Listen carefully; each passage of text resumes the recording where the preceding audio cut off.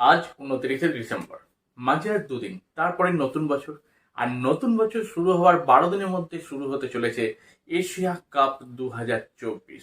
যে Asia cup কিন্তু আমাদের ভারতীয় ফুটবল টিমের ক্ষেত্রে বলতে পারেন ওয়ার্ল্ড কাপ। এবং মাত্র 13 আর 15 দিনের মধ্যে ভারত খেলতে নামছে সেই এশিয়া কাপ। সেই এশিয়া কাপের বিপক্ষ টিম হিসাবে আছে অস্ট্রেলিয়া, উজবেকিস্তান, সিরিয়ার মতো প্রবল শক্তিধর টিম। এবং তার আগে এআইএফএফ ঘোষণা করে দিল ভারতীয় কোচিং স্টাফের নতুন কোচের নিযুক্তি। হ্যাঁ, আপনারা ঠিকই শুনছেন, ভারতীয় কোচিং স্টাফদের মধ্যে নতুন এক কোচের কিন্তু অন্তর্ভুক্তি ঘটলো। সেই অন্তর্ভুক্তি কতটা কার্যকর এবং কিসের জন্য এই মুহূর্তে অন্তর্ভুক্তি, এই সমস্ত কিছু কিন্তু নিয়ে আজকে আমরা আলোচনা করতে চলে এসেছি। তো বন্ধুরা, ওয়েলকাম টু আওয়ার চ্যানেল ভারতীয় ফুটবল। জানেন, আজকেই কিন্তু আইএসএল এর শেষ ম্যাচ। গতকাল মুম্বাই সিটি এফসি খেলতে নেমেছিল বিপক্ষ হিসাবে চেন্নাইয়ের বিরুদ্ধে এবং চেন্নাইকে 3 গোলে হারিয়েছে। 3টে কিন্তু ভারতীয় প্লেয়াররা গোল করেছে, সেখানে লালিঞ্জওয়ালা চান্তে, বিক্রম প্রতাপ সিং এবং কিন্তু গোল করেছে গুরকিরাত সিং। তার মধ্যে 2টো অ্যাসিস্ট করেছে আবার আপুইয়া। তো সেই জায়গা থেকে দাঁড়িয়ে কিন্তু দারুণ একটা ফলাফল বলতেই পারি। আর আজকে আইএসএল এর লাস্ট যে 2টো ম্যাচ আছে, এই একদম ইন্টারন্যাশনাল ব্রেকের আছে, সেইখানে কিন্তু বিকালে খেলতে নামছে, অর্থাৎ কিন্তু সন্ধ্যে 5:30টায় খেলতে নামছে উড়িষ্যা জামশেদপুরের বিরুদ্ধে এবং রাত 8টায় খেলতে নামছে গোয়া নর্থ ইস্ট ইউনাইটেডের বিরুদ্ধে। তো এই 2টো ম্যাচের পরই প্রত্যেকটা ভারতীয় প্লেয়াররা জাতীয় শিবিরে জয়েন করবে। আশা করছি আগামীকাল অর্থাৎ শনিবার 30শে ডিসেম্বরই আমরা জানতে পারবো ভারতীয় প্রবাবল যে 26 জনের দল। হ্যাঁ, 26 জন, তার 23 জনের দল ঠিক ছিল এবং এবছর থেকে সিস্টেম হয়েছে আরো 3 জন বাড়বে ন্যাশনাল টিমে। এবং এশিয়া কাপে যতগুলো টিম অংশগ্রহণ করবে প্রত্যেকটা টিম তাদের 26 জনের দলের স্কোয়াড বানাচ্ছে। সেই জায়গায় আজকে রাত অথবা কাল সকালেই আমরা জানতে পারবো কোন জন প্রবাবল 26 জন ভারতীয় ন্যাশনাল টিমে জয়েন করবে এবং তারা কিন্তু কালকে ক্যাম্পে যোগ দেবে। মাত্র 12 থেকে 13 দিনের ক্যাম্প। তো এবার চলে আসি মেন কথায়। দেখুন, নবনিযুক্ত কোচ হিসাবে যার কথা আমরা জানতে পারলাম, তিনি কিন্তু একজন ওয়ার্ল্ড ক্লাস ফুটবলার। হ্যাঁ, ম্যানচেস্টার সিটির একজন কিন্তু লিজেন্ড প্লেয়ার। হ্যাঁ, আপনারা প্রত্যেকেই জানতে পেরেছেন, 2-3 দিন আগেই ঘোষণা হয়েছে সেই ট্রেভার সিনক্লিয়ারের কথা আমি বলছি, যে কিন্তু ওয়েস্ট হাম দলে আমাদের বর্তমান জাতীয় দলের হেড কোচ ইগর স্টিম্যাকের সঙ্গে একই সঙ্গে ড্রেসিং রুম শেয়ার করেছে। এবং ইগর স্টিম্যাকের খুব ভালো একজন বন্ধু হিসাবেও জানি এই সিনক্লিয়ার। তাহলে এই সিনক্লিয়ারের অন্তর্ভুক্তি ভারতীয় ফুটবল দলকে কি হিসাবে সাপোর্ট করবে?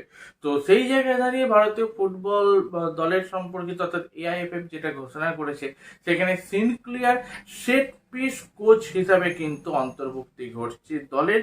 তো সবকিছু ঠিক আছে, আমার বক্তব্য একটাই, এই 12 দিনের মাত্র প্রিপারেশন ক্যাম্প, এই 12 দিনের ক্যাম্পে একজন নতুন কোচ, তাকে এসে টিমের অন্যান্য প্লেয়ারদের সঙ্গে একাত্ম হতে হবে। তারপর তাকে কিভাবে এখানে প্লেয়ারদের মোটিভেট তিনি করবেন, আমি এই মুহূর্তে একদম সন্দিহান বলতে পারেন।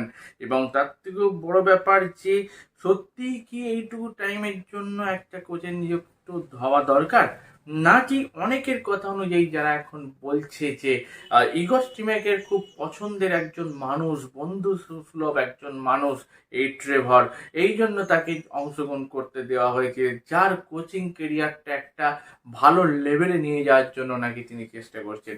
এটা কি সত্যতা? দেখুন, প্রথমে কথা আমি বলবো যে সত্যিই হয়তো ট্রেভার সিনক্লিয়ার এই মুহূর্তে কোচিং হিসাবে ততটা বড় কোনো জায়গায় তিনি অংশগ্রহণ করেননি। তার নিজস্ব একটা ক্যাম্প আছে, সেই ক্যাম্পে করাচ্ছেন এবং তার সঙ্গে সঙ্গে অনলাইন একটা কোচিং তিনি করান। এবং বর্তমানে যেটুকু জানতে পেরেছি যে ইংল্যান্ডেরই 7th-8th ডিভিশনের এরকম কোনো একটা তিনি জায়গায় কোচিং করাচ্ছেন। তো সেই জায়গায় দাঁড়িয়ে তার কিন্তু কোচিং কেরিয়ার মোটেও উল্লেখযোগ্য নয়। প্লেয়ার হিসাবে টপ ক্লাস, ওয়ার্ল্ড ক্লাস, সেটা তো আমি আগেই বললাম।